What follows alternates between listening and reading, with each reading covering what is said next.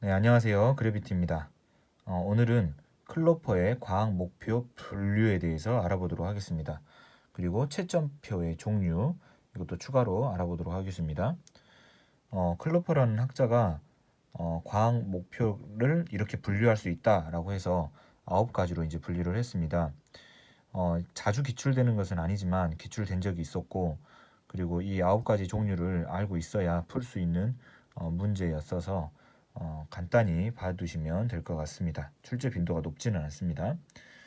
첫 번째로 이제 지식과 이해입니다. 그래서 어떤 과학 목표가 학습자의 지식 외우고 있는지 암기하고 있는지 그 지식적인 부분을 물어본다거나 이해하고 있는지를 물어보는 그런 목표가 이에 해당되겠습니다. 그 다음으로 이제 두 번째는 관찰과 측정인데 관찰할 수 있다, 뭐에 대해서 측정할 수 있다 이런 목표로 제시되는 것입니다.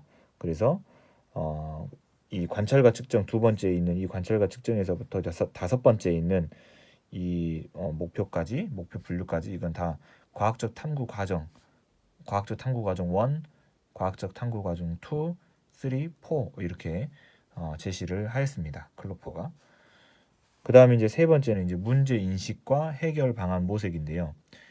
이제 어떤 현상, 어떤 사건에 대해서 학생이 바르게 문제점을 인식하고 있는지, 문제점을 바르게 인식할 수 있다. 뭐 이런 식으로 학습 목표가 써져 있다거나, 혹은 뭐 가설을 설정하고 올바른 뭐 검증 방법, 해결 방안을 선택할 수 있다. 이렇게 목표가 써져 있는 것은 이에 해당된다고 할 수 있겠습니다. 그 다음에 이제 네 번째 자료의 해석과 일반화입니다. 이것은 이제 내용을 해석할 수 있다. 바르게 자료를 이렇게 뭐 변형할 수 있다.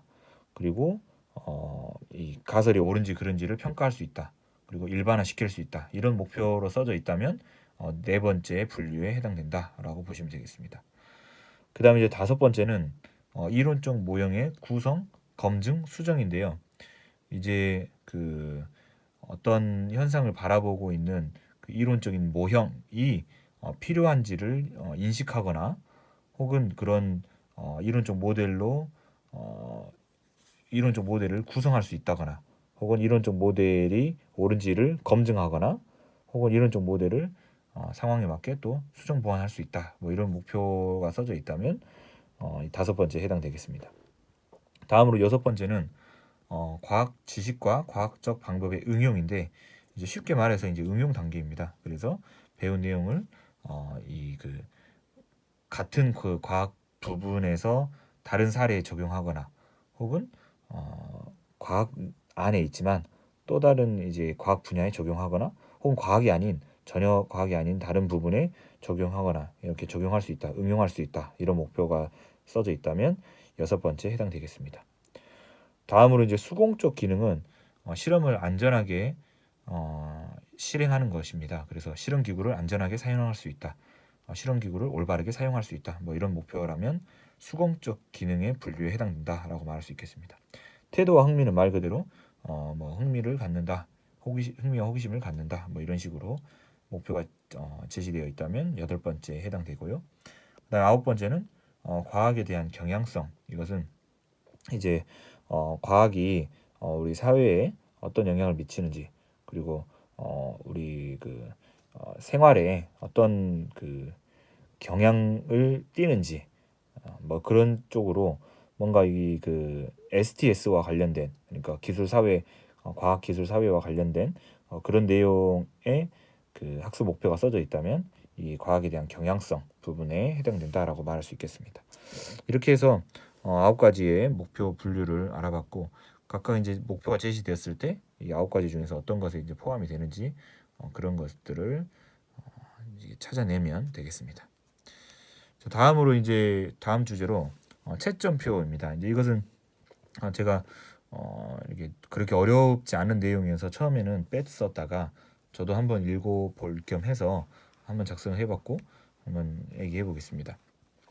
우리가 어떤 학생들의 그 성취 수준 혹은 이제 학생들이 얼마만큼 도달했는지를 확인하기 위해서 이제 채점표를 가지고 학생들을 이제 채점을 할 텐데 이때 이제 총체적 채점표라고 하는 것은 학생들의 그런 성취 수준을 여러 가지 준거로 나눠서 이렇게 채점 매는 것이 아니고 그냥 전체 하나의 준거를 통해서 채점을 매는 것을 총체적 채점표라고 합니다. 근데 이제 이렇게 총체적 채점표를 하게 되면 학생들의 이게 강점이 있고 약점이 있겠잖아요. 근데 그런 강점이나 약점을 찾아내기는 쉽지 않겠죠. 그냥 전체적으로 하나의 점수로 이렇게 점수가 나와 버리니까요. 그래서 세부적인 평가가 좀 어렵다는 단점이 있고 또 이렇게 좀 이렇게 잘하는 학생, 좀 이렇게 보통 성적이 좋은 학생일지라도 좀 부족한 부분이 있을 텐데 그런 학생들은 그냥 이렇게 좋은 점수를 줘버린다든지 이렇게 되는 후광 효과라고 하거든요. 그래서 그런 후광 효과가 나타난다는 단점이 있습니다.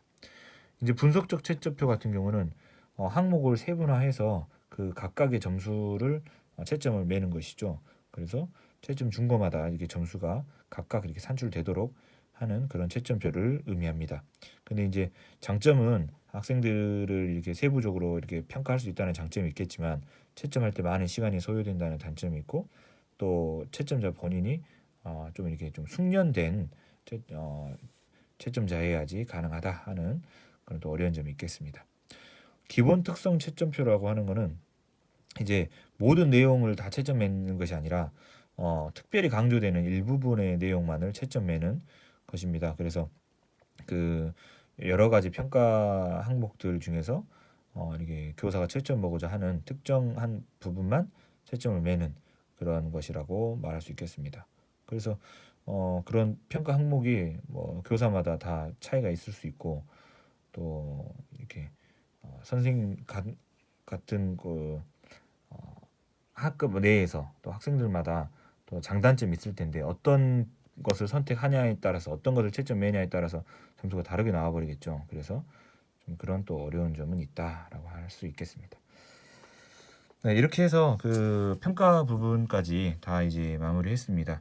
어, 지금 첫 번째 있던 과학 철학에서부터 다섯 번째 이제 평가 부분까지 영상을 마무리했는데 제가 이 과학교육론 공부해 보니까요. 제가 영상에서 이렇게 언급한 그런 내용을 좀 벗어나지는 않는 것 같아요. 이것보다 더 어, 처음 보는 내용이 나온 거나 제가 영상에서 말을 하지 않은 내용이 기출은 될 확률이 좀 낮다고 저는 생각을 했습니다. 그래서 기출은 나온 것이 또 나오고 또 이렇게 빈도수가 있기 때문에 이렇게 조금 주요하게 나오는 것 위주로 이제 이론은 보시고 대신 이제 그래도 이제 또 틀리는 이유는 이제 연습이라든지 실제 그런 사례들을 위주로 또 공부를 해야 된다고 생각을 합니다.